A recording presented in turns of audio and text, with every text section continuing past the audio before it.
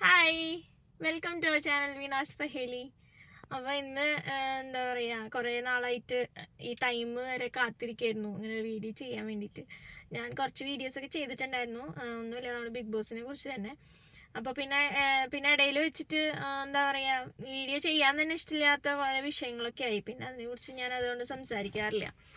കൂടുതലായിട്ട് ഞാൻ ജാസ്മിൻ്റെ കാര്യങ്ങളാണ് കൂടുതൽ സംസാരിക്കാറുള്ളത്. നമുക്ക് അതിൽ എന്താ പറയുക, ബിഗ് ബോസ് റിവ്യൂ എന്ന് പറഞ്ഞിട്ട് പറയാനായിട്ട് ജാസ്മിനെ കുറിച്ചുള്ള കുറച്ച് കാര്യങ്ങളായിരുന്നു. അപ്പോൾ ഇന്ന് ബിഗ് ബോസ് ഇപ്പോൾ കഴിഞ്ഞു. അപ്പോൾ നമുക്ക് അറിയാലോ, വിന്നർ അയക്കുന്നത് ജിൻഡോ ആണ്. അപ്പോൾ കുഴപ്പമില്ലാത്തൊരു ഡിസിഷനായിരുന്നു ജിൻഡോൻ്റെ ഒരു വിജയം എന്ന് പറയുന്നത്.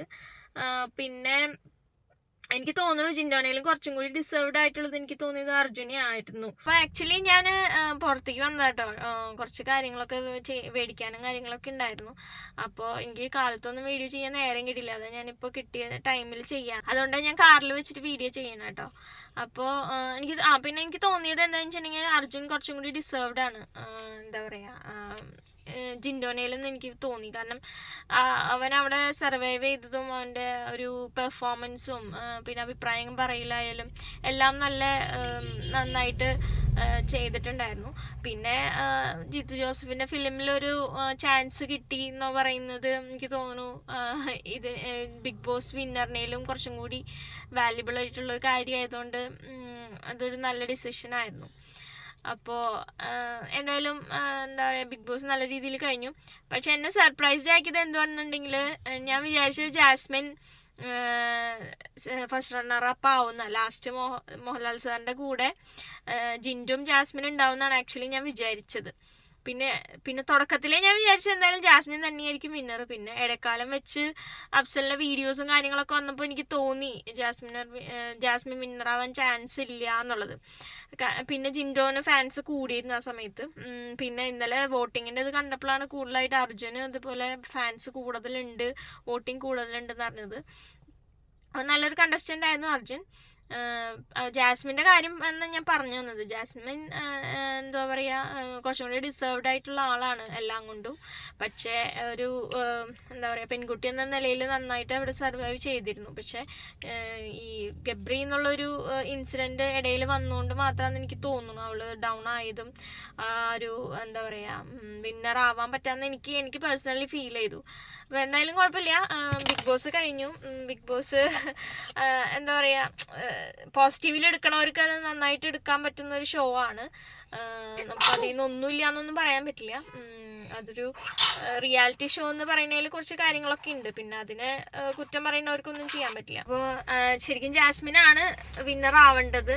കാരണം നല്ല കാലിബർ ഉണ്ട് ആൾക്ക് സംസാരിക്കാനായാലും. പിന്നെ അവളുടെ കുറച്ച് ഭാഷകളും പിന്നെ കുറച്ച് ചേഷ്ടകളൊക്കെ കാരണം കൊണ്ടായിരിക്കാം പ്രേക്ഷകർ ഒരു പക്ഷേ ഇഷ്ടപ്പെടാണ്ടിരുന്നത്.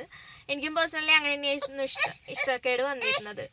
അപ്പോൾ പീലും ഇടയ്ക്ക് ഡിസ്റ്റർബ്ഡ് ആയതുകൊണ്ട് അതുകൊണ്ട് ഞാൻ സ്റ്റോപ്പ് ചെയ്തത്.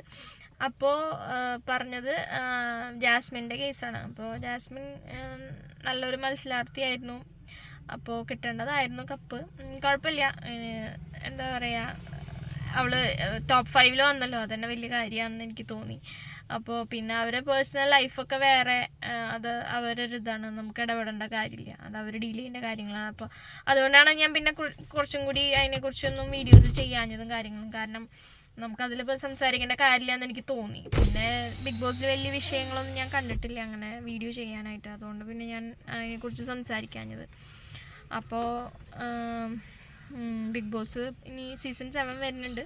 അപ്പോൾ നമുക്ക് കൂടുതൽ കാര്യങ്ങൾ അതിൽ നോക്കാം. പിന്നെ എല്ലാവിടെയും പൊളിറ്റിക്സ് ഉണ്ട്, എല്ലാ മേഖലകളിലും ഞാൻ മുന്നത്തെ വീഡിയോയിലും പറഞ്ഞിട്ടുണ്ട്. അപ്പോൾ അങ്ങനെ എനിക്ക് തോന്നുന്നു ഇതിലും ഈ ഷോയിലും നടന്നിട്ടുണ്ട് എന്ന് തന്നെയാണ് എന്താ പറയുക, പലർക്കും തോന്നിയിരിക്കുന്നത്. അപ്പോൾ അത് ഇപ്പോൾ നമുക്കൊന്നും ചെയ്യാൻ പറ്റില്ല, അത് അതിൻ്റെ വഴിക്ക് പോട്ടെ. അപ്പോൾ അങ്ങനെ അപ്പോൾ അത്രയുള്ളൂ വീഡിയോ. അപ്പോൾ എനിക്ക് കുറച്ച് ഇങ്ങനെ സംസാരിക്കണമെന്നുണ്ടായിരുന്നു എന്നെക്കുറിച്ചിട്ട്. ജാസ്മിൻ എന്തായാലും എന്താ പറയുക, ഇനി ഭാവിയിൽ എന്താ പറയുക മുന്നോട്ട് പോട്ടെ. അതുപോലെ അർജുനായാലും പിന്നെ അതിൽ വന്ന എല്ലാ കണ്ടസ്റ്റൻസിനും ഓൾ ദി ബെസ്റ്റ് വിഷസ് നേരുന്നു. പിന്നെ അപ്പോൾ അത്രയുള്ള വീഡിയോ. അപ്പോൾ നിങ്ങൾക്ക് ഇഷ്ടമാവുകയാണെങ്കിൽ ലൈക്ക് ചെയ്യുക, ഷെയർ ചെയ്യുക, സബ്സ്ക്രൈബ് ചെയ്യുക. ബൈ.